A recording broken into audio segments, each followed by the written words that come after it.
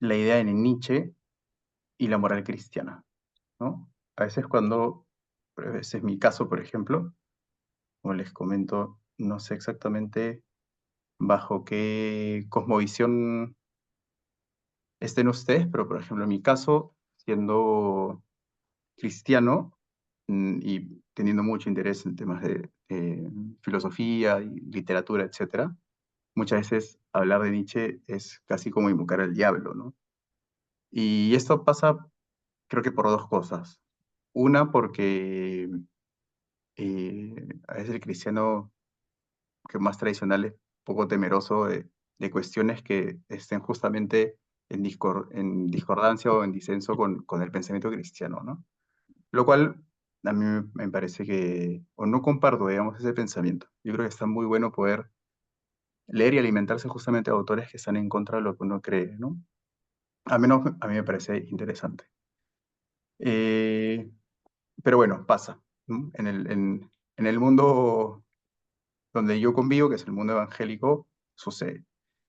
Y lo otro es también de que se le malinterpreta mucho a este autor, como muchos autores, ¿no?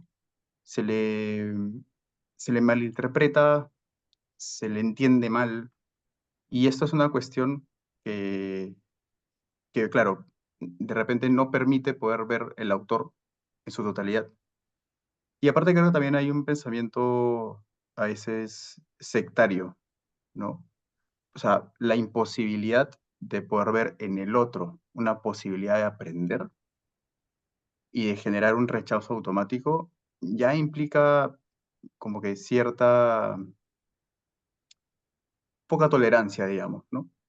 Entonces, para quienes tienen inquietudes intelectuales en filosofía, van a tener que enfrentarse de alguna u otra forma con autores que no creen como uno. Y eso me parece a mí fenomenal para, en mi caso, bueno, para los que creen en Dios, para la fe y para desarrollar pensamiento crítico y además, creo yo, para desarrollar empatía. La posibilidad de poder escuchar a una persona que no piensa como tú y poder tender la mesa y escuchar es muy propio y además para los que, digamos, vivimos en esta categoría de fe, muy evangélico además, ¿no? Muy cristiano. Entonces, la intención de este taller es pues mostrar un poco al autor. Ustedes decidirán en qué medida o en qué punto eh, mantienen distancia, pero no deja de ser un autor interesante, inclusive para poder tomar sus pensamientos para hacer una crítica al cristianismo, ¿no? Tanto para los que están dentro, para quienes viven la fe, o para quienes están fuera. Entonces vamos a ver esto al detalle. Yo les voy a ir mostrando, igual ustedes pueden comentar por el chat, pueden hacer, si quieren pueden levantar la mano, no hay ningún problema. Un poco para contarles acerca de Nietzsche, de manera un poco resumida, porque de hecho no pretendo ir a su biografía tal, sino más a la parte más como de pensamiento y concepto. Y Nietzsche fue de padres protestantes, de hecho. Ah, Nietzsche parte de estudios que recibía en la escuela evangélica y él profundizó mucho en lo que es la filología, que es el estudio, digamos, de las palabras. Entonces, Nietzsche es un gran entendido de partes históricas y de desarrollo también y griego y contemporáneo en relación a lo que las palabras dicen.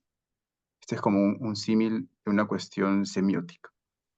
De hecho, el análisis que vamos a ver que Nietzsche hace de la moral cristiana está dentro de sus estudios en relación a la filología.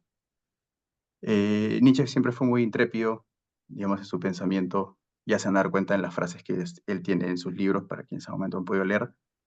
Frases así como las que estamos viendo en pantalla, que dice que son bastante bruscas, digamos, ¿no? Ásperas. Dice, yo condeno el cristianismo, ¿no? Entonces, Nietzsche siempre tuvo como ese espíritu bastante corajudo. De hecho, yo leí algunas partes de su biografía en otros libros, donde se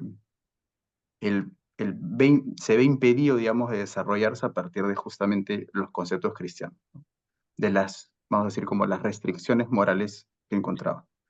Y justamente la tesis de Nietzsche va a ir en relación a que el mundo cristiano lo que le ha hecho al espíritu del hombre es es apaciguarlo, ¿no?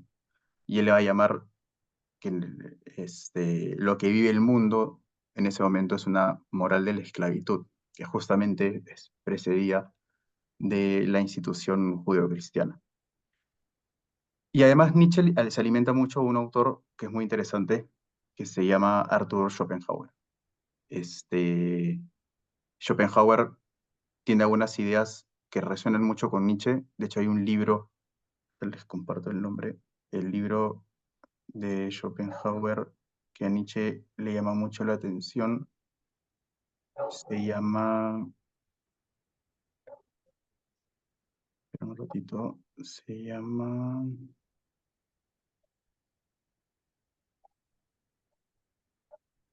lo tenía acá apuntado para que si quieren lo puedan buscar.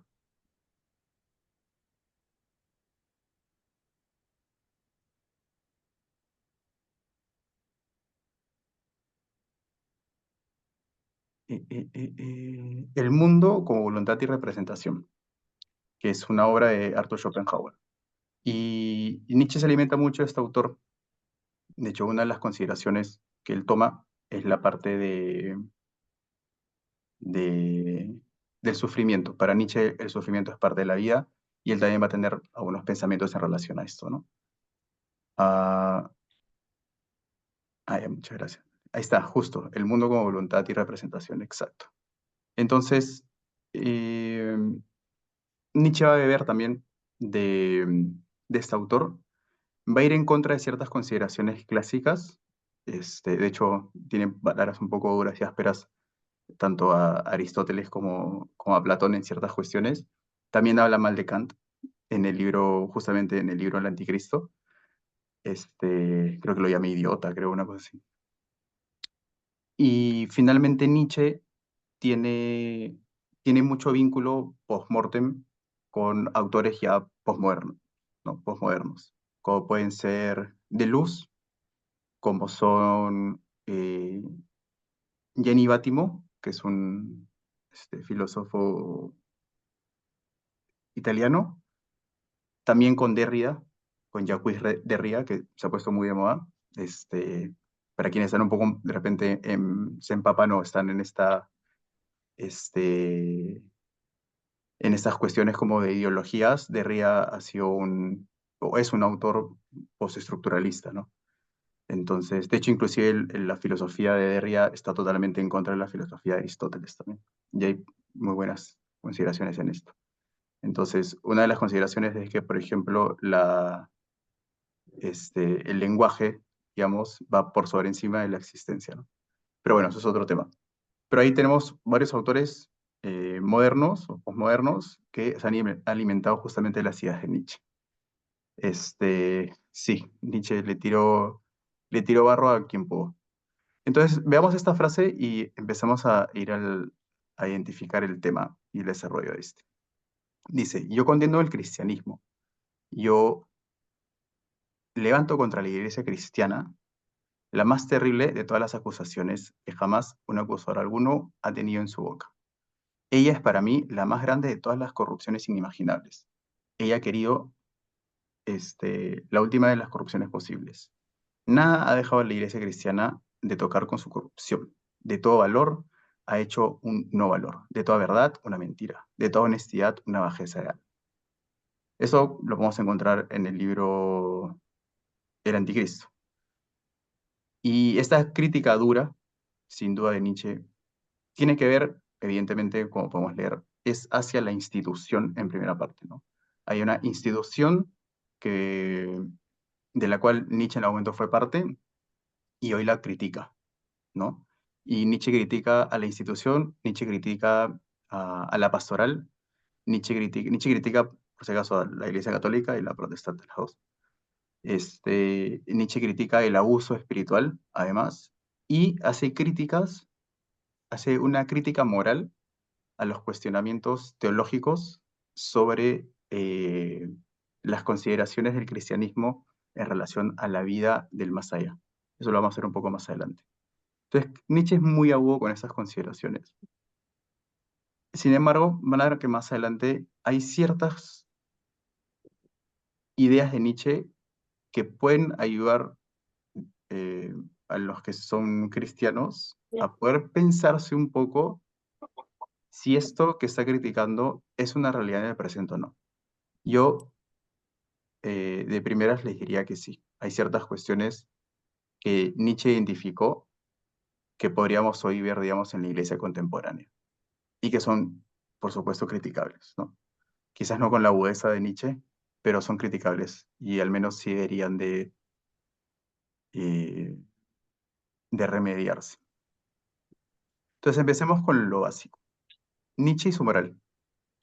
Nietzsche va a llamar o va a hacer esta distinción. Nietzsche va a decir, hay una moral que él encuentra que es la moral de los señores y otra que es la moral de los esclavos. Entonces, en la moral de los esclavos están justamente las personas que han sido, entre comillas, absorbidas por la moral y la ética judeocristiana.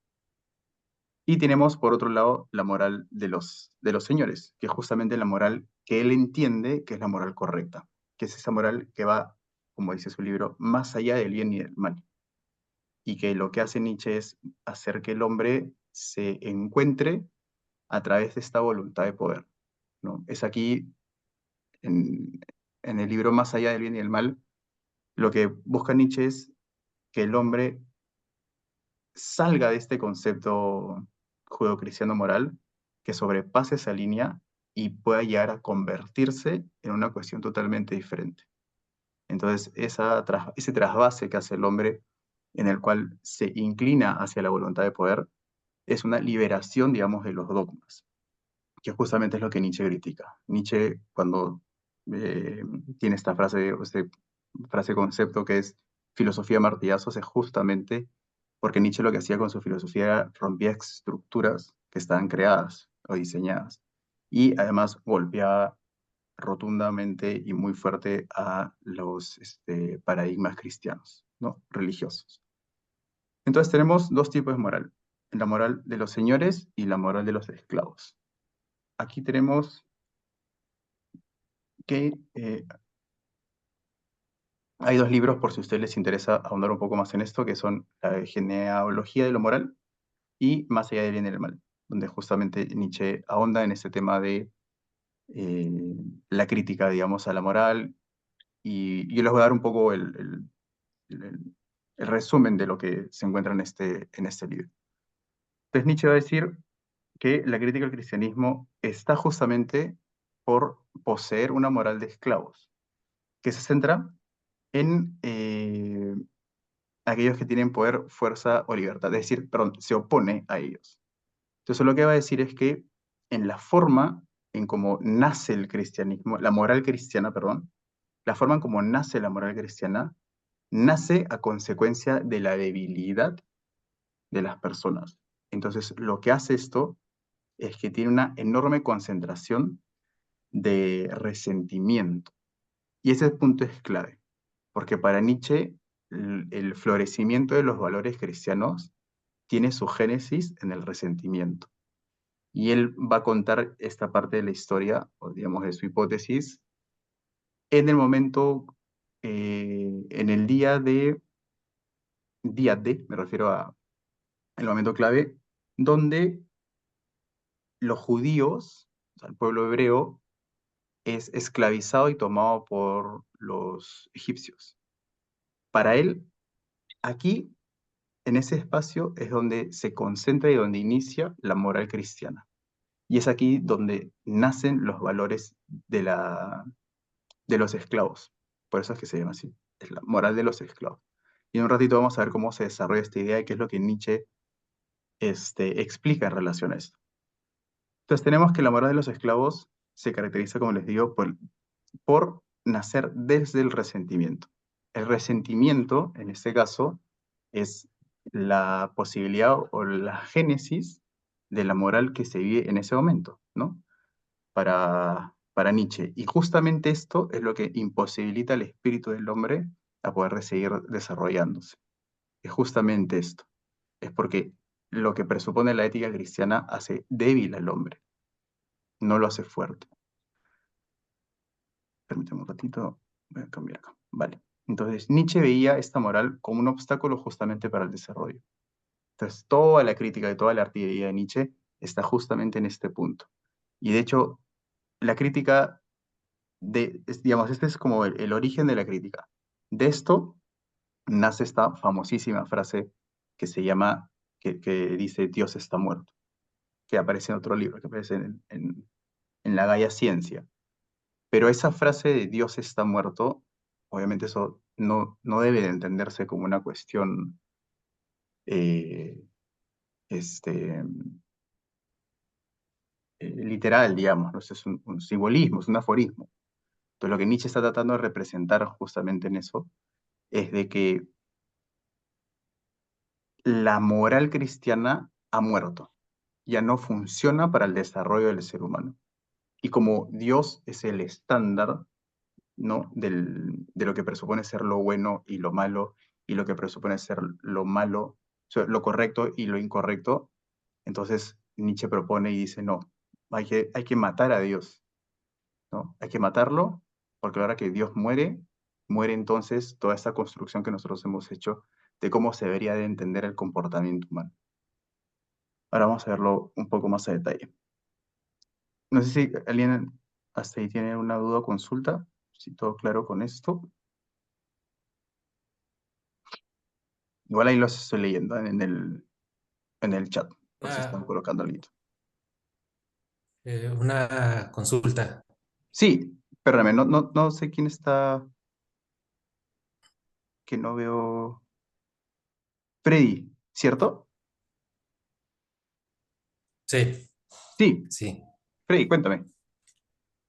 Este, quiere decir entonces que si Nietzsche era filólogo, aún siendo filólogo, creía él en la realidad del Éxodo, dado que si toma al judío como esclavo y de Ujú. ahí nace esa idea de debilidad y de resentimiento, implicaría de alguna forma que sí creía en la existencia, primero de la esclavitud de los judíos y por Ujú. supuesto después del éxodo. Lo digo Sí, porque hoy día precisamente una de las cosas que niegan los ateos es precisamente que hubo un éxodo, que hubo una esclavitud en Egipto, porque no hay pruebas arqueológicas que correcto. demuestren tal cosa. Sí, sí, sí, Hasta ahí totalmente. mi comentario. Sí, buena, gracias, Freddy. Sí, de hecho, cabe la salvedad de que, buena pregunta de Freddy, Nietzsche lo que hace es que hace un estudio para poder entender en cuál es el momento en el cual, porque claro, estamos hablando pues de, Nietzsche nace en el 1800 y tanto y muere en el 1900. Entonces, lo que está pasando, digamos, en contexto de espacio-tiempo, es de que Nietzsche ha llegado a identificar que el ser humano ha restringido su capacidad de poder desarrollarse. Entonces, él lo que él entiende, además, viendo la sociedad, es de que Dios ha muerto, porque Dios ya no vive tampoco en los individuos. Entonces, la corrupción de la iglesia, la misma forma de vivir de los cristianos, a Nietzsche le parece que esto, pues ya, digamos, debe llegar a su fin. Entonces, lo que Nietzsche se propone hacer es poder hacer un estudio para poder entender en qué momento inicia justamente esta constitución o esta primacía de este tipo de moral que se está viviendo en ese momento. Y él encuentra que el punto clave es justamente el pueblo judío siendo esclavo de Egipto. Entonces él entiende que desde ese momento, desde esa situación, es que nace, digamos, esta moral que presupone ser débil. Es de ese momento.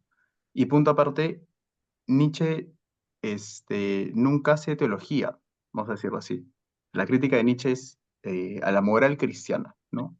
¿Por qué? Porque Nietzsche en varios escritos, en la genealogía de lo moral o en el anticristo, él va a decir súper directo con esto, ¿no?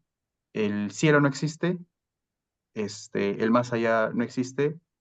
eh, Él hace una crítica muy fuerte a Pablo, ahora lo vamos a ver más adelante, porque de hecho él tiene palabras bastante, vamos a decir,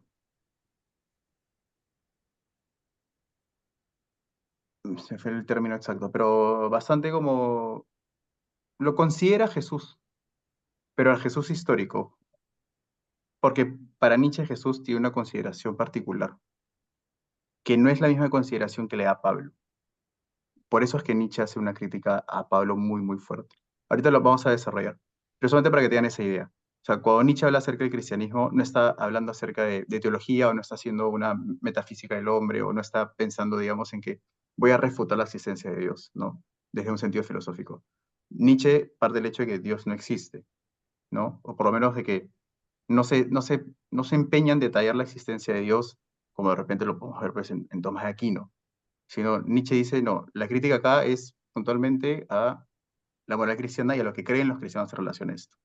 Entonces su ímpetu está en el hecho de decir, no, Dios ha muerto, entonces solamente queda el hombre, ¿no? El hombre, entonces el hombre tiene que buscar ese desarrollo. Solamente para hacer ese punto. Igual gracias Freddy por el comentario. Ahí comenta Saúl, los agnósticos, los gnósticos usan muchas frases Nietzsche. Sí, y dice, o sea, puedes entender la filosofía de Nietzsche como una respuesta a los cambios culturales y científicos. Sí, claro. Ahí para responder a Carly, Nietzsche, de hecho, para mí me gusta mucho Nietzsche por eso. Nietzsche fue un gran, o sea, fue un filósofo que, este, vamos a decir, predijo muchas cuestiones, ¿no? Ah, de hecho, lo que vemos nosotros en el siglo XX, con las guerras y todo eso, tiene obviamente un asidero también filosófico, ¿no? Muchas ideas en relación a justamente la voluntad de poder. Y Nietzsche es un autor que también bebe de Maquiavelo, por ejemplo. Para quienes han leído El Príncipe de Maquiavelo, El Príncipe, por ejemplo, es un libro que te habla acerca de cómo poder acentuarte en el poder. Y el acentuarte en el poder va justamente más allá de consideraciones morales, ¿no? Y digamos, hay autores que casan estas ideas entre que Nietzsche toma también de Maquiavelo esta idea de poder, ¿no?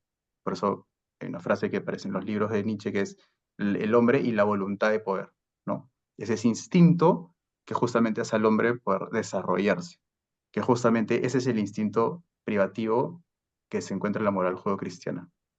Por eso es que Nietzsche encuentra que los valores cristianos para su pensamiento y filosofía terminan siendo disvalores, porque mientras el cristiano apela a la compasión, este, vamos a decir, a la compasión y a las buenas costumbres, para Nietzsche esto es totalmente inverso, ¿no? Ah, ahí para darles un poco de detalle en relación a eso, creo que ahí les respondió lo que me estado comentando. Igual cualquier cosa me avisa. Entonces, para pasar a esta parte de dónde viene lo bueno y lo malo. Entonces tenemos, como les decía, la moral de los señores y la moral de los esclavos. Entonces Nietzsche va a decir que la moral de los señores, es decir, lo bueno, está asociado a la vida, a la fuerza y la autoconfianza. Entonces, nuevamente, Nietzsche encuentra en la moral cristiana que el ser humano no puede llegar a desarrollarse. Está totalmente como supeditado a ciertas cuestiones, está subsumido en la idea de Dios. Pero como Dios no existe, entonces vive en un imaginario. Por eso es que Nietzsche le hace una crítica muy fuerte a Pablo. La moral de los señores es positiva en el sentido de que se enfoca en acciones y cualidades que afirman y expresan el poder, la creatividad y la vitalidad.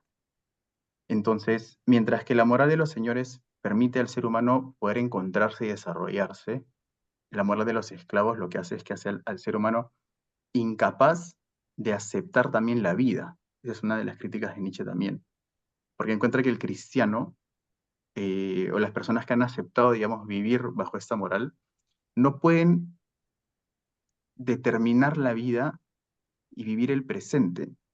Una de las críticas más famosas de Nietzsche al cristianismo, a la moral cristiana, es la imposibilidad de poder vivir el presente. Porque para el cristiano, dice Nietzsche, siempre hay una escapatoria, que es la vida eterna. Y esta es crítica a Pablo, porque si ustedes leen el Nuevo Testamento, las cartas paulinas, se van a dar cuenta que Pablo siempre empieza a hacer como esta distinción entre lo que está allá y lo que está aquí, entre el espíritu y la carne. Entonces, para esto Nietzsche esto es contraproducente para el desarrollo de la persona, porque para Nietzsche la persona tiene que vivir en el momento, tiene que desarrollarse en cuanto a ello. Entonces, tenemos una explicación un poco resumida de la moral de los señores y la moral de los esclavos. Entonces, Nietzsche va a va a entender estas dos realidades. Entonces, va a estudiar o a adentrarse en el mundo cristiano para poder identificar en qué momento inicia, digamos, este pensamiento sobre la moral y cómo es que en el mundo cristiano la persona debe desenvolverse o desarrollarse, ¿no? Cómo debería de ejercer su acto de la voluntad. Entonces Nietzsche hace una especie de psicología sobre el cristianismo y va a tratar de identificar el punto clave en donde esto nace. Y esto es a mí me parece verdaderamente interesante y peculiar. Para no dejarnos, para no dejarnos sin concepto, tenemos el bien, finalmente es un símil de la nobleza. Entonces, ¿qué es el bien, digamos, para Nietzsche? Es aquello que presupone ser fuerte, sano, valiente, que ejercen venganza cuando se les ataca y que no conocen compasión, que reflejan los valores más altos. Para Nietzsche, este es el espíritu del hombre, es el instinto. Por eso es que se dan cuenta que los matices clarifican los conceptos, ¿no? Mientras que el cristiano vive, digamos, de una forma compasiva, amorosa, en la cual eh, uno no debe digamos, de violentar. Para Nietzsche es todo lo contrario, ¿no? Lo bueno es todo lo que eleva al individuo y lo conduce a afirmar su vida, sinónimo de noble, bello, feliz y poderoso. Entonces, como alguien comentaba al inicio, ¿no? Lo que Nietzsche entiende del hombre es que debe elevar su individualidad y desarrollarse. Y para poder desarrollarse, tiene que desaprender, digamos, estas costumbres que se le ha ido dando y poder encontrar en sí una ética y una moral que vaya mucho más allá de las consideraciones de lo bueno y lo malo. Porque lo que ha hecho el cristianismo, entiende Nietzsche hasta ese momento, es decirle al hombre o instruirlo en ese es el camino bueno y ese es el camino malo. Esto es pecado, esto no es pecado. Debes vivir así, no puedes vivir así. Y para Nietzsche vivir encajonado en esto es una forma en la cual el hombre nunca podría encontrar su florecimiento. Es el motivo por el cual nace el superhombre, ¿no? El superhombre es el hombre que es capaz de poder decidir qué considera como bueno y qué considera como malo, entendiendo que el hombre está en esta persecución de individualidad y de poder. Y finalmente, el mal o lo vil sería lo que es débil, lo que es enfermo, lo que es feo, lo que se encargan los valores negativos. Y los valores negativos para Nietzsche son justamente los valores tradicionales de la moral cristiana, que nace, como les digo, del resentimiento ante todo lo que es noble y poderoso. Entonces fíjese que en la historia que vamos a entrar ahorita de los judíos y los egipcios, vamos a encontrar justamente estas dos, la moral que Nietzsche presupone como buena y el nacimiento de la moral mala, que justamente es el concepto antagónico de esto.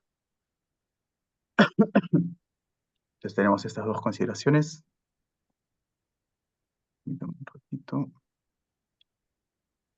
Y ahí están comentando científicos. Y ya, genial. Ya, perfecto. Entonces ahí tenemos esto. Y pasamos a ver esta parte de la moral cristiana. Repito, la hora. Ya, perfecto. Entonces dice, moral cristiana. ¿Qué es lo que dice Nietzsche? Dice que la moral cristiana desprecia su vida por una creencia en el más allá, que esta es justamente una crítica que va directa a Pablo. El hombre siempre está en la religión. Es así porque está oprimido por la vida o por las cargas. Entonces, como la vida oprime al hombre, el hombre encuentra refugio, ¿en dónde? En la religión. Pero además encuentra refugio no solamente en la religión, sino que encuentra un refugio en este imaginario, para Nietzsche, de que la vida presupone una etapa, digamos, como de descanso, vamos a decir, que es lo que vendría a ser el cielo, ¿no? Una etapa en donde los males, digamos, terminan. Y para Nietzsche entonces se encuentra que el cristiano, esto es como un, este, un estado que en lugar de brindarle responsabilidad al hombre sobre lo que está viviendo, lo exime de aquella responsabilidad y aquí el valor. Entonces, para Nietzsche, el hombre cristiano, que tiene énfasis en la vida posterior, lo que termina haciendo es que debilitando su espíritu, porque es incapaz de formarse en este espacio-tiempo. Ah, entonces, como no hay escapatoria para el hombre, ¿qué le queda? Bueno, el cielo. Entonces, la recompensa. Entonces, como hay un cielo, ya el hombre no tiene necesidad de desarrollarse o de seguir luchando, sino simplemente está frente a la espera de esta situación. Entonces, eso hace que el hombre no sepa vivir, no sabe vivir, no puede tolerar las consideraciones, y por ello está solamente a la espera de una muerte terrenal. Entonces, él encontraba justamente en el tiempo en el que él vivía, de que él veía que las personas vivían de esta forma, de que el creer en un más allá lo que hacía para su percepción era debilitar el espíritu del hombre.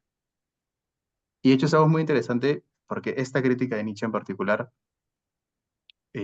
a mí me permite poder hacer un análisis crítico del mundo cristiano, digamos. Y para quienes de repente en algún momento han estado en iglesias más tradicionales, esta suele ser una idea que si bien de repente no se presenta así tan evidente como el reposo en esta vida a la espera de la otra, me he dado la impresión muchas veces de que uno deja más cosas al azar, ¿no? Como que no asume la responsabilidad de su existencia, lo cual para mi lectura del Evangelio es totalmente al revés, ¿no? Que la persona asume una responsabilidad aquí, la mayor cantidad de responsabilidad que pueda, y finalmente, no, por cuestiones de fe, uno entiende que hay una vida postrera, ¿no?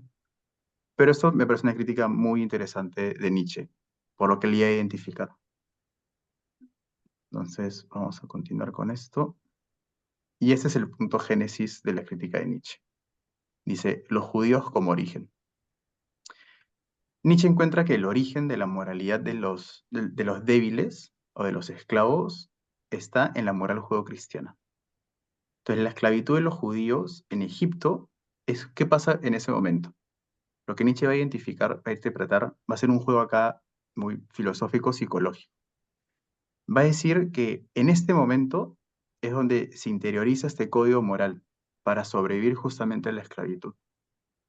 Entonces él encuentra que en este espacio-tiempo las personas, es decir, los que son esclavos, tienen que aprender a vivir de una forma, pero la forma en la que ellos aprenden y viven es porque son esclavos de.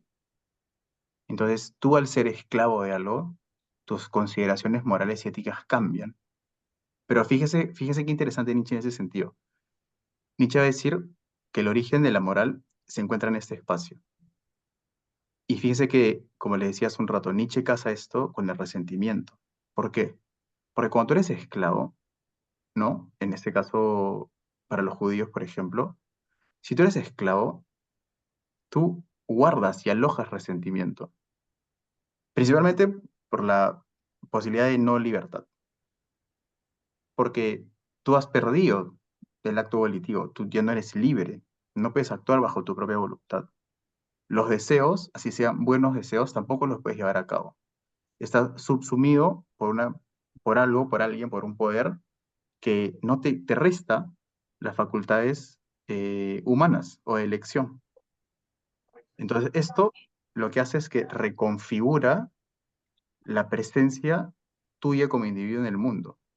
Tu mundo cambia totalmente. Ya no puedes eh, valorar la vida de la misma forma, no puedes actuar de la misma forma. Tú estás condicionado por ciertas cosas. Y la condicionante lo que hace es que, para Nietzsche entiende que la condicional del hombre esclavo lo que hace es que es potenciada y a la vez recarga el nivel de resentimiento.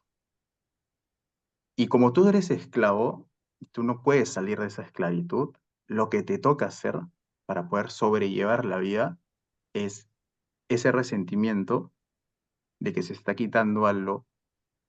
Entonces tú lo tomas y lo que haces es que aprendes a vivir con ello. ¿Y cuál es la forma en la que tú vives con resentimiento? ¿Cómo aprendes a vivir con el resentimiento? Tienes que cambiar tus valores. Tú tienes que aceptar cuestiones que de repente no aceptarías. Una de esas, para Nietzsche, es la compasión.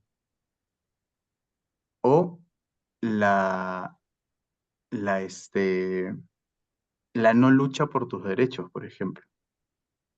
Entonces, aquí es, por ejemplo, donde para Nietzsche los valores cristianos empiezan a formarse, justamente en este espacio de esclavitud. Es por eso que él dice que la moral es débil y es un disvalor, o se generan disvalores, ¿vale?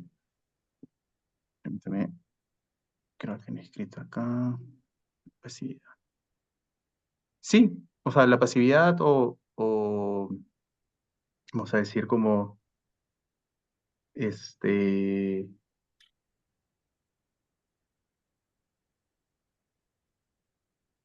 quizás la incapacidad también de poder ser, de poder luchar, digamos, ¿no? De poder rebelarse ante esta situación. Y frente a la no revelación, ¿no?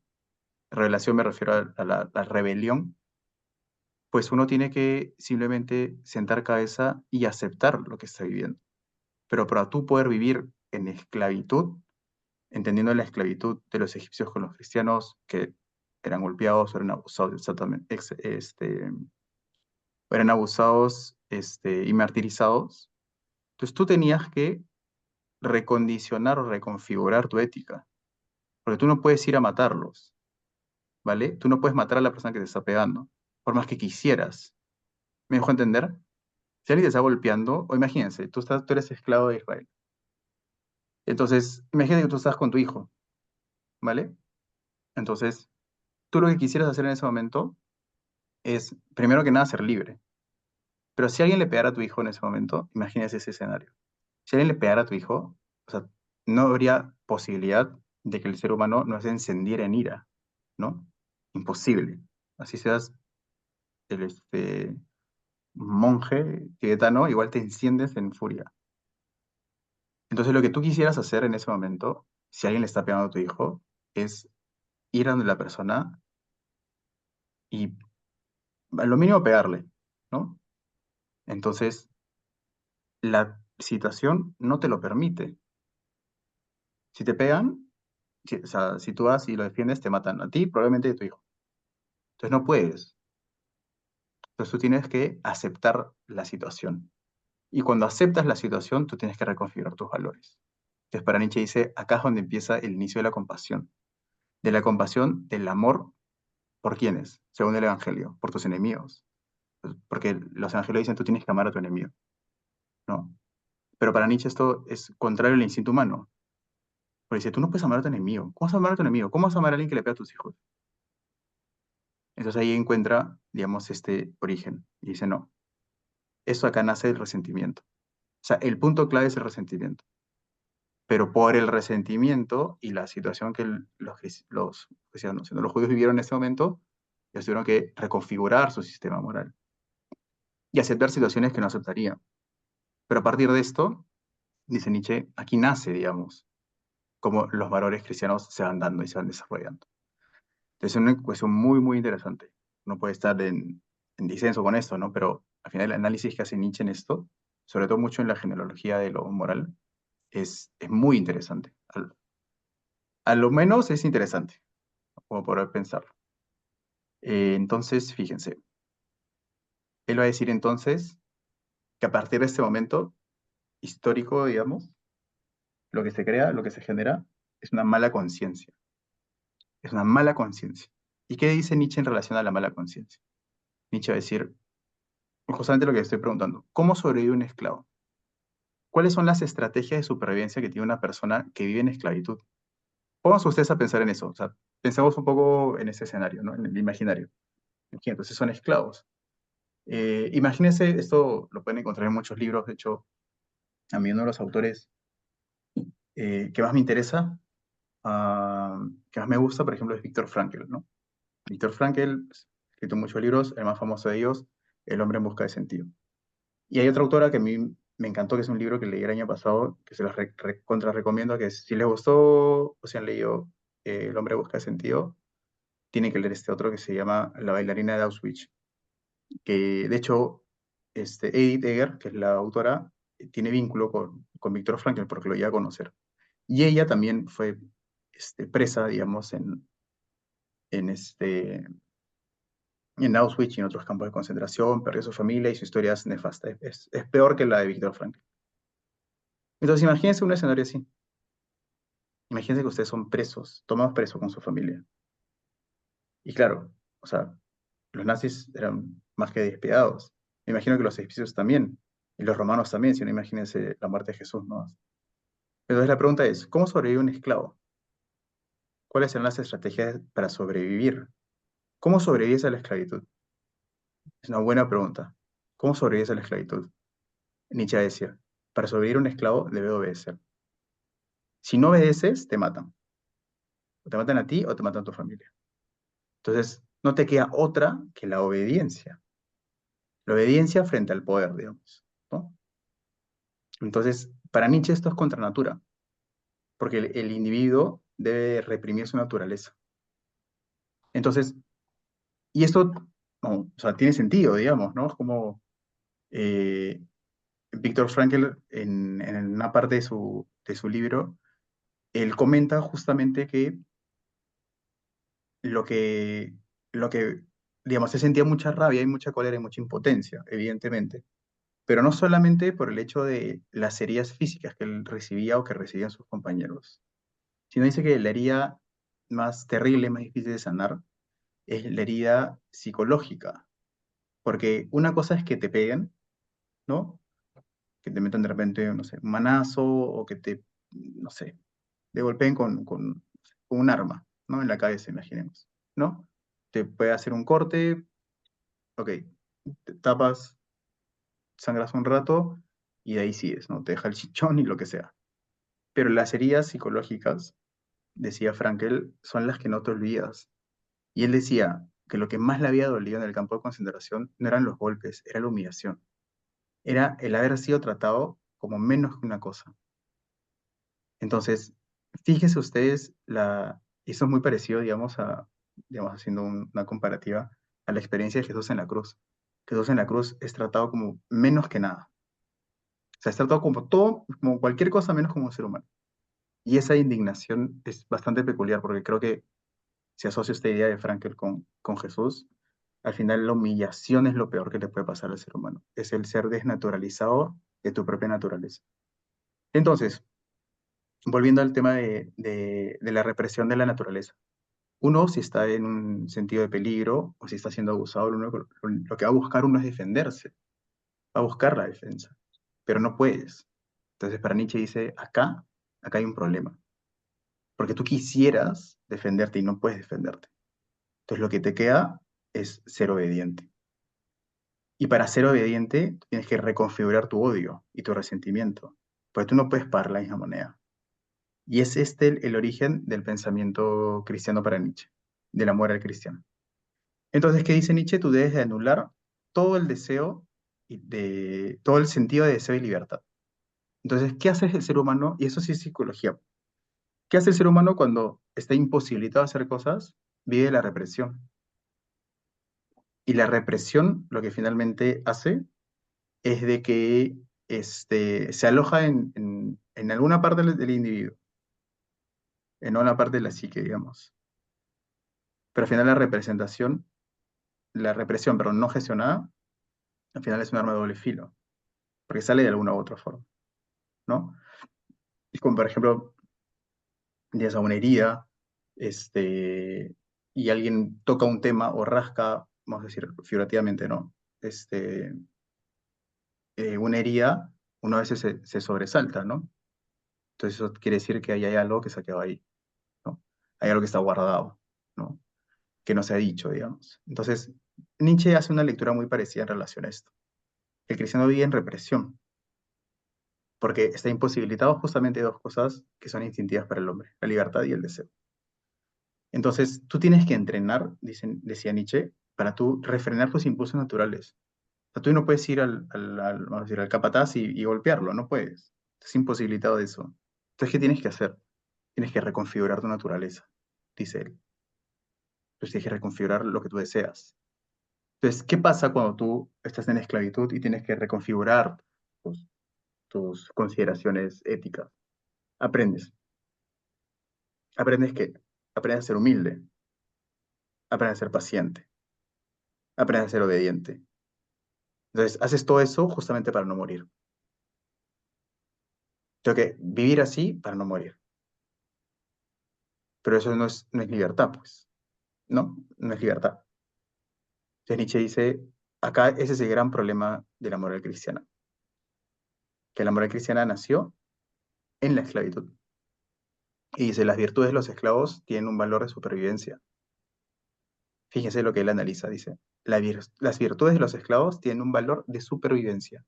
Es por la supervivencia que se termina gestando este paradigma de valores. ¿Cuáles son esas virtudes que uno aprende en esclavitud? Humildad, paciencia, perdón y paciencia. Perdón, humildad, obediencia, perdón y paciencia. Entonces, estos rasgos se inculcan, ¿no? Entonces, si tú estás en esclavitud varios años y tienes hijos, tus hijos van a nacer en un espacio donde van a tener que aprender exactamente lo mismo que tú.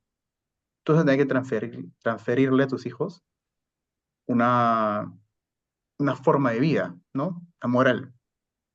Pero la moral que aprendes en la esclavitud o que debiste aprender por situaciones X, no es la misma moral que tú vas a aprender estando fuera. Te saca cuando tú le enseñas a tus hijos a que tienen que vivir como, con humildad. Porque si tú te sublegas en un momento, cuácate, te cae un garrote o lo que sea, o te matan. Entonces tienes que aprender a ser humilde, que no puedes decir lo que quisieras decir. Tienes que aprender a ser obediente, porque si no hay un castigo. Y fíjese esto, cómo Nietzsche va a empezar a elaborar, o sea, Nietzsche va a hacer esta tesis, hipótesis, para poder asociar justamente las ideas cristianas a este hecho. Entonces, Nietzsche empieza a ver y a pensar que justamente estas cuestiones de humildad, obediencia, castigo, pecado, perdón, todas estas cosas son ejes centrales justamente de la cosmovisión cristiana. Y dice, finalmente, estos rasgos que tú inculcas a tus hijos, o que se los inculcas a la sociedad, porque finalmente es una sociedad que está en esclavitud. ¿Y cómo vive esa sociedad en esclavitud? Bueno, tiene que aprender a vivir como esclavo. Y aprender a vivir como esclavo significa entonces, para Nietzsche, ir en contra de su naturaleza. Entonces tienes que refrenar tus impulsos. Refrenar tus impulsos implica volver a aprender, pero a partir de la represión. Es decir, tú no quieres hacer eso, pero tienes que hacerlo. Es hablar que tú tienes que hacer esto, tú tienes que amaestrarte. Y cuando tú este, te refrenas, entonces cultivas otro tipo de valores que para Nietzsche son disvalores, que son ser humilde, ser paciente, estas cosas. Se dan cuenta que acá hay un juego retórico, porque todas estas consideraciones lo que terminan haciendo es la propuesta, la contraria de la idea judeocristiana en Nietzsche, y a partir de estos puntos. Entonces eso termina en valores culturales, ¿no? Ah, ya, entonces hemos aprendido en estas últimas 30 décadas de que debemos de vivir así, ¿no? De que debo vivir humilde, de que tengo que perdonar a mis hermanos o a las personas que me hacen daño, ¿vale? Tengo que ser paciente, ¿no? Tengo que ser bondadoso, todas estas cosas. Entonces fíjese que esto es muy interesante. Vamos a ir, uy, vamos a ir acá, ahí está, ya por acá. Entonces acá, el origen de la mala conciencia, como les decía, ¿no? Odio, venganza, resentimiento para poder aliviar el dolor. Ah, creo que alguien comentó o habló. Ah, se escuchó creo que un micrófono. Vale, entonces ahí les comentaba. Odio, venganza, resentimiento para aliviar el dolor. Este, entonces Nietzsche dice, bueno, acá, así si tú reprimes igual, tú estás generando algo. Porque a la hora que tú reprimes, tú no matas eso, solamente lo estás guardando. Y cuando tú guardas esto, como les decía, de alguna u otra forma esto sale, ¿no? Esto es psicología. No, no diría que no sana, se queda abierta, ¿no? Y en el momento que te pasan el paño, te enciendes, ¿no? Entonces, odio, hay un odio que se está fecundando por no poder ser libre. Hay una venganza, un sentido de venganza, una necesidad de venganza que no se da, que no se hace tangible. Y hay un resentimiento por el dolor que está siendo causado. Entonces, ¿qué dice Nietzsche? Nietzsche dice, este es el verdadero trasfondo de todo lo que hemos estado viviendo y elaborando. Esta es la razón, dirá Nietzsche, por la cual el hombre no puede desarrollarse o no puede superarse. Es por esto, porque el hombre no está dando rienda suelta a su instinto, sino está conteniéndose. Entonces él va a decir en relación a los sacerdotes, por ejemplo, o los líderes sociales, o los pastores. Él va a decir que los individuos, que estos son los individuos con guerras más intensas. Fíjense lo que él está analizando a partir de ese estudio. Estos, estos personajes, son los individuos con más guerra intensa. ¿Por qué? Porque son ellos los que de alguna u otra forma, vamos a decir, entre comillas, controlan, ¿no? Porque abogan por la mansedumbre, por la humildad, por la obediencia. Condenan a sus amos, ¿vale? Y usan la moral en contra de sus amos. Entonces lo que está tratando de identificar Nietzsche es de que el corpus de la iglesia es el corpus que está más resentido y que ha engendrado mayor cantidad de resentimiento o incapacidad para poder desarrollar la vida. Entonces, ese odio y ese resentimiento lo que hace es generar en las personas miedo, no libertad, imposibilidad de vivir, porque lo que está haciendo es que está trasladando los valores cristianos. Y para Nietzsche, trasladar los valores cristianos es justamente ir en contra del desarrollo humano. Entonces, la crítica a los sacerdotes y a los pastores es esa, es que ellos se están aprovechando de las personas para someterlos a una idea moral que no es la correcta. Obviamente eso entendido por Nietzsche. Pero este es un punto muy interesante, porque esto lo podemos ver en las dos áreas, ¿no? En el catolicismo, en la tradición romana católica, católica romana y en la tradición protestante.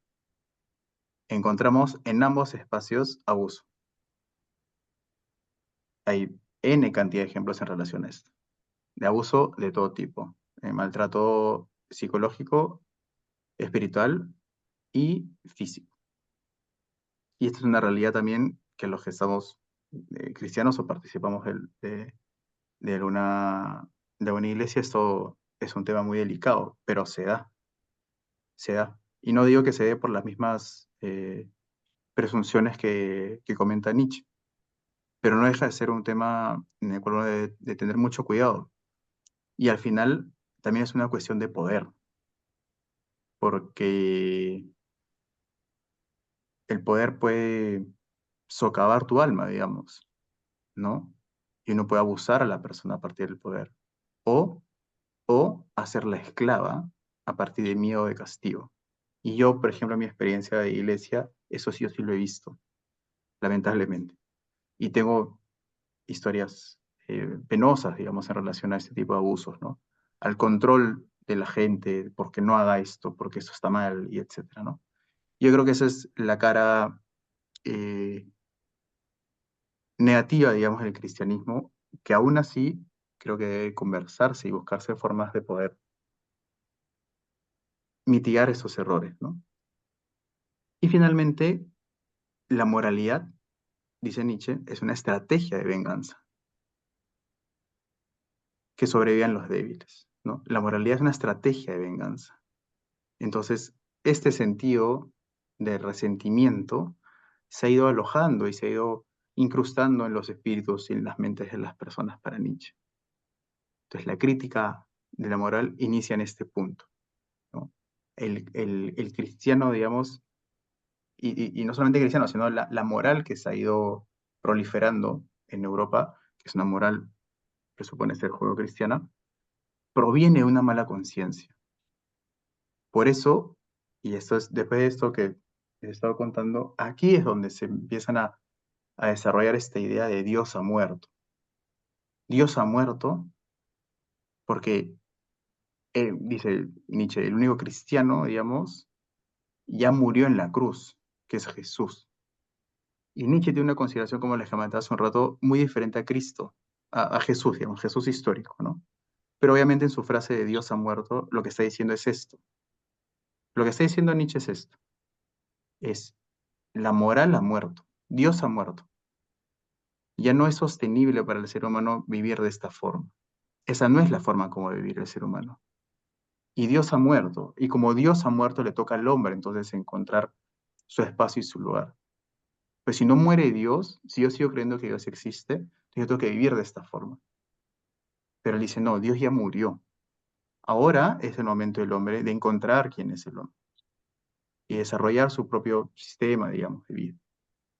Y eso es lo que Nietzsche busca y pretende. Entonces la muerte de Dios es eso. La moral cristiana surge de la voluntad de poder de los débiles, que logran imponer su moral de esclavos sobre la de los señores, poniendo la compasión como el valor más grande de todos. Y fíjense que eso es muy interesante. La compasión, dice Nietzsche, es el valor más grande de todos. Y la compasión, justamente, para el alemán, tiene su asidero en el resentimiento y en la imposibilidad de poder generar venganza. Porque claro, como tú no puedes golpearlo, tú no puedes vengarte, lo que haces es que, bueno, generas compasión por la persona, no te queda otra, por así decirlo, ¿no? No me queda otra. Entonces tengo que generar compasión y perdón por la persona. Esa moral pone su atención a lo sobrenatural, dejando este mundo como está, renunciando a cambiarlo. Entonces, claro, eh, yo ya no puedo cambiar, digamos, ciertas cuestiones, entonces simplemente pues las acepto y me dejo vivir en un sentido, ¿no? Yo no busco, digamos, la resignificación de mis valores, sino vivo sobre estos valores que se me han sido impuestos, ¿no? Y además, pues, la crítica de Nietzsche también a la iglesia es, eh, la iglesia es restrictiva con el hombre, le dice cómo tiene que vivir, qué tiene que hacer, cuál es el camino. El hombre ya no puede desarrollar su camino, tiene un camino, pero ese camino es justamente un camino que está rodeado de resentimiento y odio. Entonces el alemán, como para ir cerrando esta parte, el alemán sí tiene una consideración interesante con Jesús, y esto es muy, muy peculiar, porque él tiene cierta admiración por Jesús histórico. Es decir, no estamos hablando de Jesús el Hijo de Dios, no estamos hablando de Jesús en la resurrección, no estamos hablando de Jesús como, como enviado ni como salvador, estamos hablando de Jesús histórico, ¿no? La persona de Jesús en el siglo primero, ¿no? Desafiando justamente el status quo. Porque sí, claro, vamos a los evangelios, nos damos cuenta que Jesús era un rabí, no era un judío, pero no era un judío cualquiera. Era un judío que se tomó, digamos, muy a pecho la lucha, vamos a decir, como la lucha al status quo, ¿no? Y eso lo podemos ver en una parte teológica, una parte histórica, pero Jesús finalmente sí tiene, digamos, una contienda frente a las figuras religiosas. Y eso es lo que justamente admira Nietzsche. Dice, el alemán admira al Jesús histórico como alguien que promovió un estilo de vida libre de resentimientos, de odio y venganza. Fíjense las consideraciones que tiene Nietzsche con Jesús. Jesús, reitero, histórico. Y sugiere una existencia más allá del bien y del mal en el sentido convencional, una vida de pureza e independencia de las normas sociales. Entonces, sí, en la lectura que hace Nietzsche de Jesús, es que Jesús eh, va en contra, digamos, de lo que presupone la religión, ¿no? No precisa de lo mismo. Y él no encuentra, digamos, en ese espacio a, a un Jesús que viva bajo la misma moral cristiana, sino que es mucho más libre en su forma de ser y en su forma de actuar. No es violento, pero tampoco es nutrido, digamos, por el resentimiento. Para Nietzsche, Jesús es una persona que, digamos, es un espíritu libre en ese sentido, ¿no? Y acá hay una frase también de Nietzsche que dice, eh, además, ellos y ellas me enseñaron que somos pecadores. Eso es lo que dice Nietzsche en relación a lo que él le habían enseñado a él de pequeño, ¿no? Y lo que seguramente a muchos, cristianos o no, les han enseñado, ¿no? Dice, además, ellos y ellas, es decir, la iglesia, me enseñaron que somos pecadores, que nuestro cuerpo es impuro y que la vida verdadera está en el cielo. Fíjense lo que está diciendo Nietzsche. Y dice, me inculcaron el resentimiento de deuda con Dios y de culpa. Fíjense lo que él está argumentando en relación a su vivencia como protestante o de familia protestante. Si tú realizas algún pecado, si transgredes los estatutos cristianos, eres un pecador y debes sentir culpa. Entonces, acá también hay yo le pongo un grado de atención a estas palabras de Nietzsche, porque esas palabras podrían ser testimonio de una persona de hoy, de la iglesia contemporánea del siglo XXI, que se le ha enseñado que, eh, que nuestro cuerpo es impuro. Es decir, que uno tiene que desprenderse del cuerpo. Lo cual yo escucho esto, por ejemplo, este, en algunas iglesias cristianas, ¿no? Hablar acerca del cuerpo, pero de un sentido peyorativo, y eso a mí no, yo no le encuentro mucho sentido, la verdad, ni siquiera para ser bíblico, ¿no? Y ahora le voy a dar una pequeña vista de dónde viene esta idea como una dicotomía, ¿no? Entre el cielo, cuerpo, alma, etc. Y ahí dice que involucra un sentido de deuda con Dios. Y para Nietzsche encontrar esto extremadamente peligroso, porque esa es justamente la forma de poder retener a las personas y poder ejercer dominio sobre ellas a partir del castigo. Lamentablemente hoy creo que todavía, por lo menos en el mundo protestante, sí hay muchas iglesias que toman esto para poder decirle a las personas que a partir del mío tú puedes controlarlos, ¿no? Am, y que finalmente este énfasis, digamos, que a veces le da a la iglesia también al pecado, ¿no? A veces era mucho énfasis, es decir, somos como casi pecadocentristas en esto, ¿no? Y no estoy diciendo que esta consideración sea inexistente, solamente que creo que a veces se le da un sobreénfasis a esta cuestión. Entonces, bueno, esa es la consideración que tiene Nietzsche en relación a Jesús. Y para cerrar esto, esta parte me parece interesante. Nietzsche hace una crítica muy dura a San Pablo. ¿Por qué? Y va a decir que San Pablo justamente es el, el- la persona que corrompe el mensaje de Cristo. O sea, fíjense lo que está diciendo Nietzsche. ¿Ah? Nietzsche está diciendo, Pablo lo que ha hecho es tergiversar el mensaje de Jesús. Es decir, está diciendo, Pablo nunca entendió a Jesús. Él ha tergiversado, digamos, esa cuestión. Según él, o sea, según Nietzsche, Pablo transforma a Jesús en un símbolo de redención, ¿vale? En un símbolo de redención. Perdón, chicos, voy a apagarles un ratito el micrófono. Ya. Dice, según Nietzsche, Pablo transforma a Jesús en un símbolo de redención a través del sufrimiento y la obediencia. Entonces, fíjese que el análisis de Nietzsche es, fíjese, sufrimiento y obediencia. ¿Qué es sufrimiento y obediencia? Esclavitud, ¿verdad? Para Nietzsche. Es decir, lo que Nietzsche entiende de Pablo es que le está poniendo a Jesús nuevamente en un estatus de esclavo. Lo está volviendo a Egipto. Entonces él está diciendo, acá Pablo está cometiendo un grave error, porque está creando una religión de culpa y arrepentimiento. Y él entiende que Jesús no vino a eso, o no vivió así. No vivió a las personas sometiéndolas por culpa y arrepentimiento.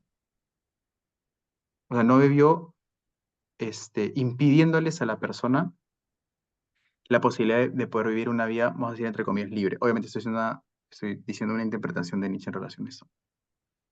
Entonces, si Nietzsche tiene una consideración distintiva en relación a Jesús histórico por cómo vive, tiene una crítica fuerte a Pablo.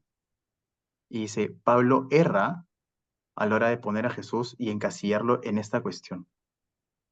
Y obviamente no estamos hablando de una cuestión teológica, ¿no? Eso no está en disputa, digamos, en el análisis de Nietzsche. Esto es una cuestión moral y de cómo vivir, digamos, ¿no? Una cuestión de los principios éticos y de cómo uno vive, que es la moral.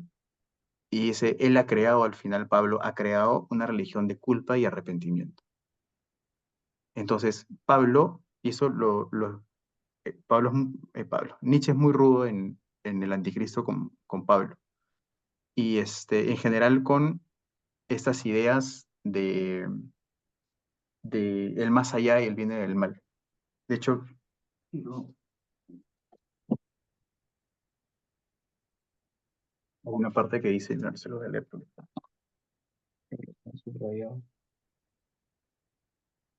Eh,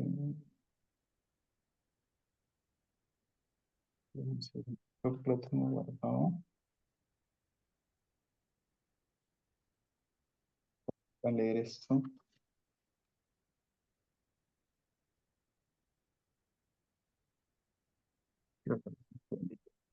Bríndenme unos minutos, porfa. Pero me está guardado, si no aquí. Eh, espérenme. Bien.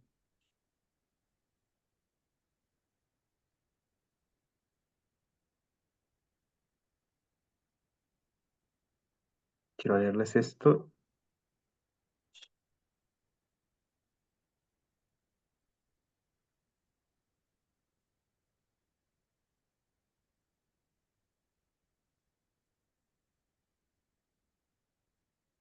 Ya miren, acá está. Lo encontré la página, es la página 15. Ya, miren, les leo esta parte para que lo puedan identificar. Está en la página 43 del libro de El Anticristo y dice, el cristianismo, la moral y la religión no tienen contacto alguno con la realidad. Y esto lo estaba diciendo Nietzsche, pero, digamos, está cimentado en la crítica que le hace a Pablo.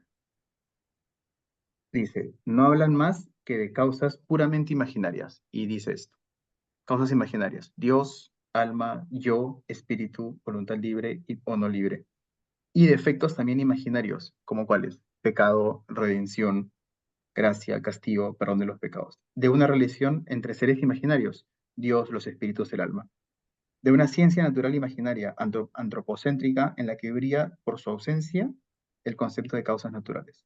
De una psicología imaginaria, simples errores acerca de sí mismo, interpretaciones de sentimientos generales agradables o desagradables de los estados del nervio simpático, por ejemplo, mediante el lenguaje de los signos característicos de una idiosincrasia ético-religiosa. Arrepentimiento, remordimiento de conciencia, tentación del demonio, presencia de Dios.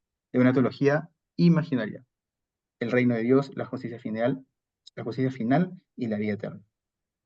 En un mundo puramente ficticio se distingue en desfavorecer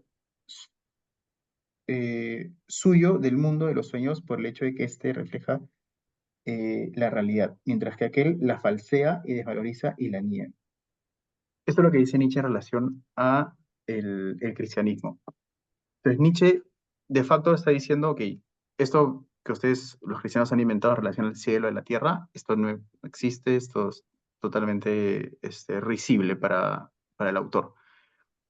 Pero a Pablo le hace justamente esas críticas en relación a esto, porque él dice, quien inventó esto, quien empezó a hablar acerca del cielo, la tierra, del alma, de todas esas cuestiones, están en Pablo. Y de hecho esto no deja de ser cierto, porque para, digamos, los que están, digamos, como en relación a la fe, o, digamos, que tienen una creencia en Dios y que leen las escrituras, se van a dar cuenta que Pablo no es sistémico en ese sentido, pero Pablo sí hace una antropología primero de la persona. De hecho, lo pueden ver en Segunda Tesalonicenses.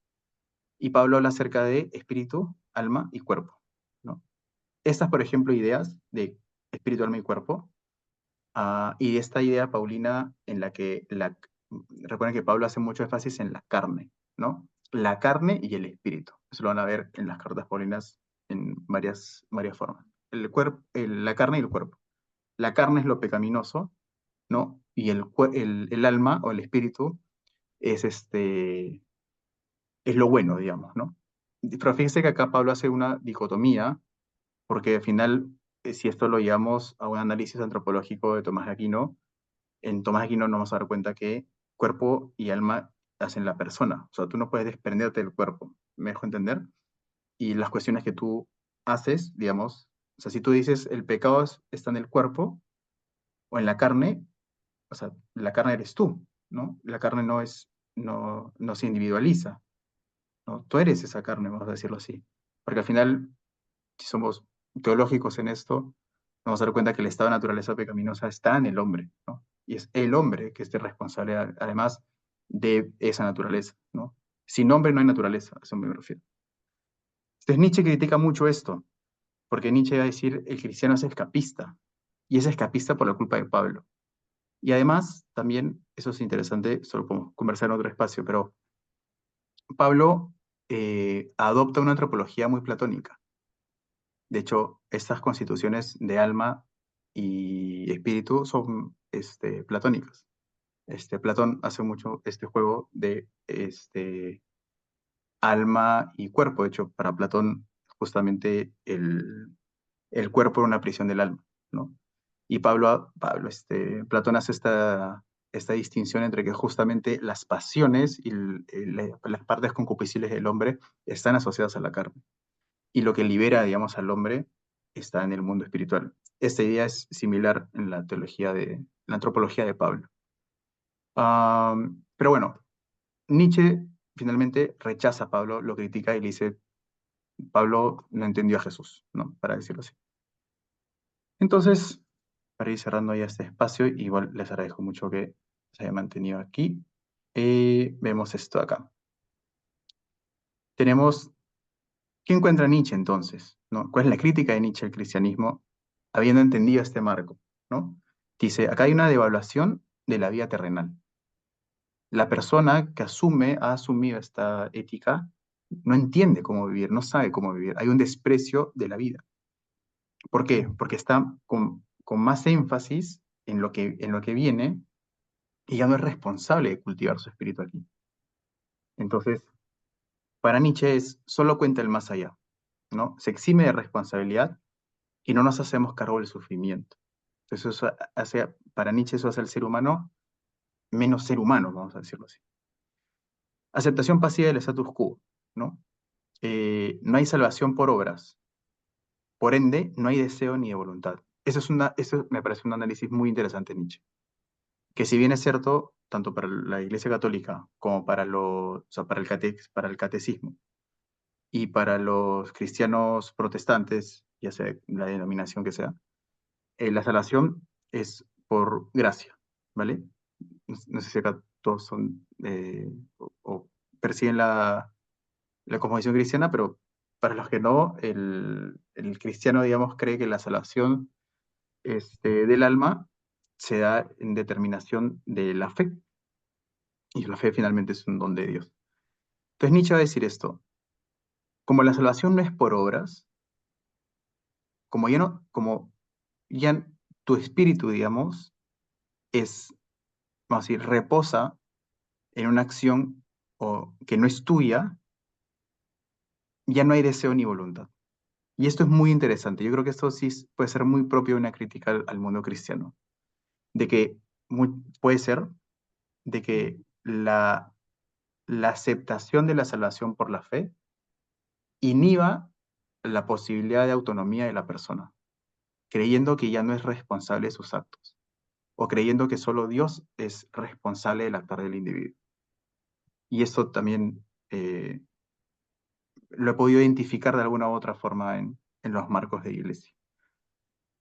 El otro punto es que disocia el esfuerzo del cambio por la aceptación sin esmero.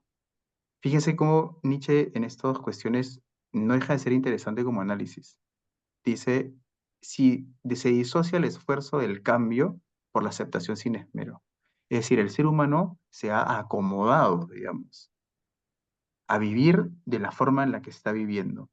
Y para Nietzsche, la iglesia tiene sus cuestiones de corrupción, tiene sus cuestiones de abuso. Y lo que él encuentra en el común denominador de los cristianos es que han aceptado esta cuestión, de que se han relajado, digamos, han aceptado que las cosas sean así. Y Nietzsche va a decir, pero esto no debería ser así. Esto no tendría que buscar esa rebeldía, digamos, ¿no? Y esto lamentablemente en los espacios evangélicos pasa también. A veces uno o no se ejerce la justicia o no se busca la justicia en denunciar cuestiones que deberían ser denunciables. Eh, y acá pues traigo a Marx, que es parte de los, filósofos de la sospecha, ¿no? Que son Marx, según Paul Ricoeur, que también es un filósofo, los filósofos de la sospecha son Marx, Nietzsche y Freud, ¿no? Bueno, Freud no es propiamente filósofo, pero este, Freud, Nietzsche y Marx, ¿no? Entonces, para Marx, justamente, la religión es justamente el opio del pueblo, ¿no? Porque justamente lo que hace es que este, inhibe la posibilidad, al igual que Nietzsche, de desarrollo de la persona, ¿no? Está encantada, digamos, en un sentido peyorativo. Luego hay un rechazo a la carga moral, que es parecido a lo que le estamos comentando, ¿no? Cristo ya ha hecho todo, ¿no? Para la salvación de la persona. Entonces, no tienes que hacer absolutamente nada.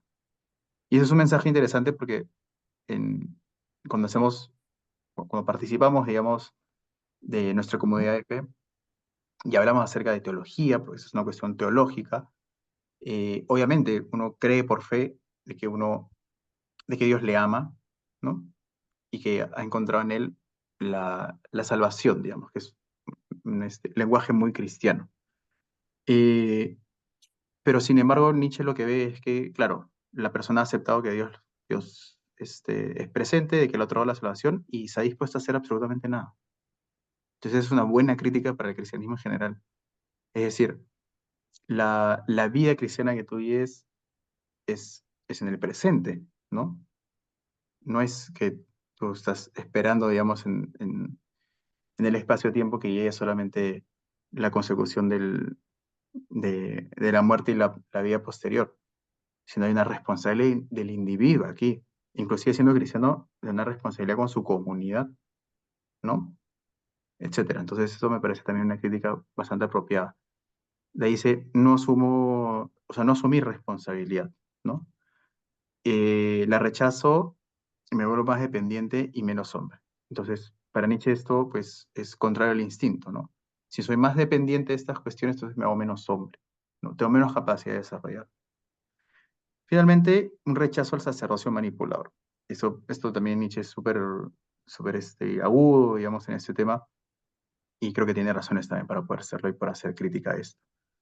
Entonces, hay una sujeción a una figura llena de dolor e insatisfacción. Recordemos que para Nietzsche los sacerdotes o las figuras pastorales en las iglesias son justamente estas figuras que lo que hacen es que han adoptado más este sentido de resentimiento y odio, quizás sin darse cuenta.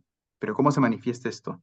Cuando tú promulgas los valores cristianos, ¿no? Esto es, digamos, la interpretación de Nietzsche. Entonces, qué ve Nietzsche, digamos, en la pastoral o en el sacerdocio? Ve que oprime al individuo. ¿Y lo oprime a partir de qué? A partir de culpa. A partir de culpa, a partir del pecado. Y eso también es algo que no debería suceder, creo, en la comunidad evangélica o en la comunidad cristiana, ¿no? Cristiana católica o cristiana protestante, ¿no? No debería haber una opresión, digamos, ¿no? Sino al contrario, el ser humano debería poder encontrar libertad. Y criticando a otros, me libero de mis propios demonios. Y eso también es muy interesante porque acá también hay un juego psicológico. Ah, quizás las personas que hacen más crítica, ahora seguramente ustedes entran a YouTube y van a encontrar video reacciones de todo, ¿no? Crítica a tal cosa, tal cosa, tal cosa. Yo tiendo a creer, y eso también es parte de psicología, de que la crítica que uno puede hacer no siempre es mala, creo que hay críticas que son buenas, digamos, y necesarias. Pero creo que el ensañarse demasiado haciendo crítica del otro, al final lo que termina generando, o lo que termina mostrando, digamos, es vamos a decir, una insatisfacción personal y una forma de poder erradicar sus propios demonios, ¿no? ¿Por qué? Porque es más fácil identificar este, lo que no te gusta de afuera que lo que no te gusta de dentro, ¿no? Entonces Nietzsche encuentra también que justamente pasa esto en la psicología de la persona, que la persona mientras más está o sea, encarnando, digamos, ese odio y ese resentimiento, la forma en como lo hace efecto es sobreponiendo esa fuerza y esa carga sobre las personas. Entonces es la forma de sujetarlas a ellas. Pero lo que está proyectando es la sujeción que seguramente tiene el individuo con estas cuestiones. Entonces, eso sí es una cuestión muy interesante y creo que aplica mucho tanto a la pastoral como al sacerdocio, porque muchas veces eh,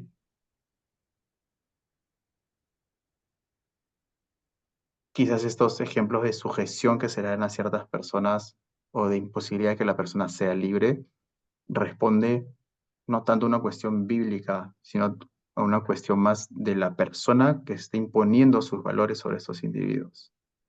Y acá hay una cuestión también tanto de sanidad espiritual como de sanidad psicológica, ¿no? Eh, y creo que eso me parece un punto muy delicado, sobre todo como en ese tiempo, ¿no?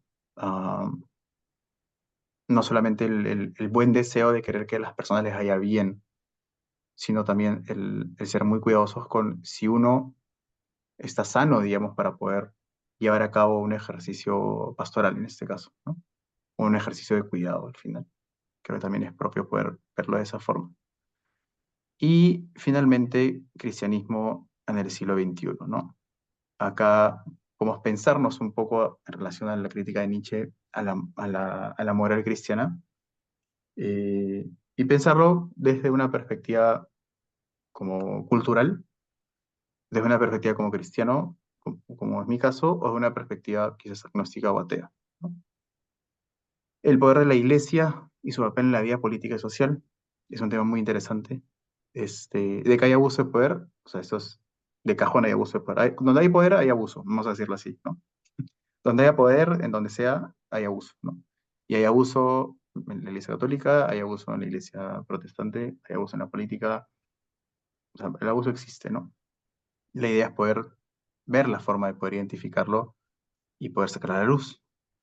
Y la otra es, los críticos argumentan que el cristianismo alienta una actitud de esperanza en la vida futura, que limita la acción social y la mejora individual en el presente. Yo creo que este es un punto interesante, una crítica constructiva del cristianismo, de que, claro, vivir en relación a su fe, pero siendo responsables del presente, ¿no?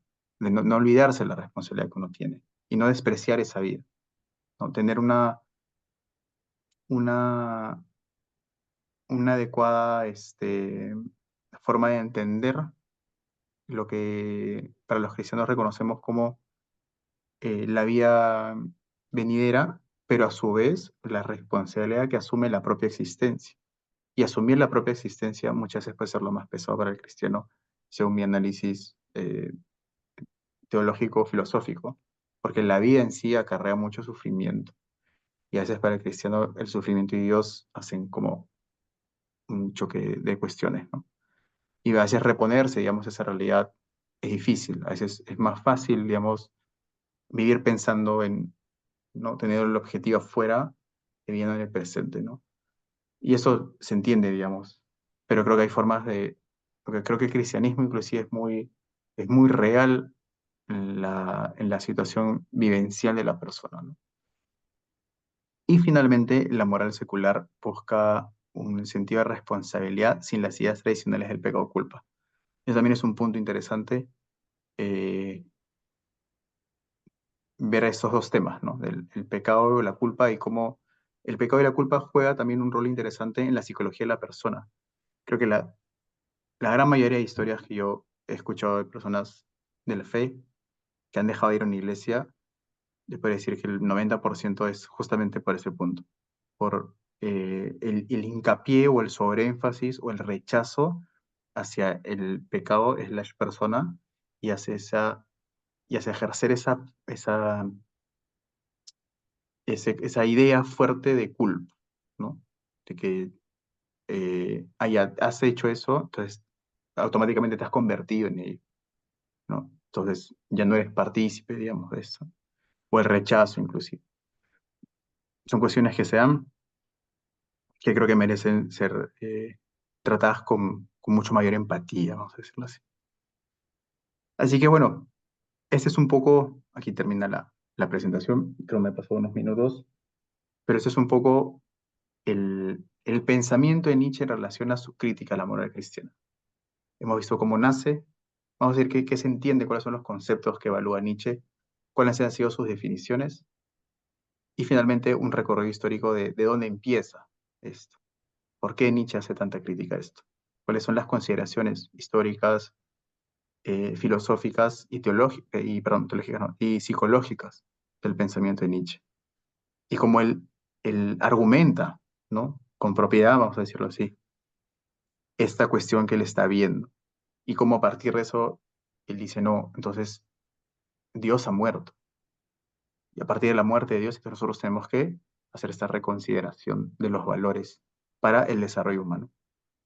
Y hemos visto además la consideración de Nietzsche con Jesús, muy particular, del Jesús histórico, ojo con eso. Y finalmente este rechazo a Pablo, ¿no?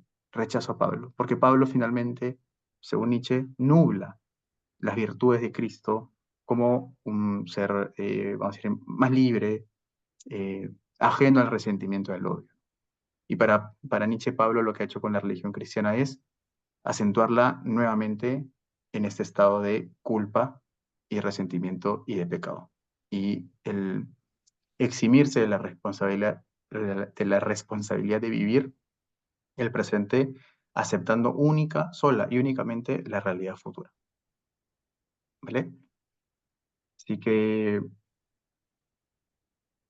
libertad para que, para que puedan comentar preguntas, dudas, pensamientos, reflexiones. Voy a seguir grabando unos minutos más, así que el micro está abierto.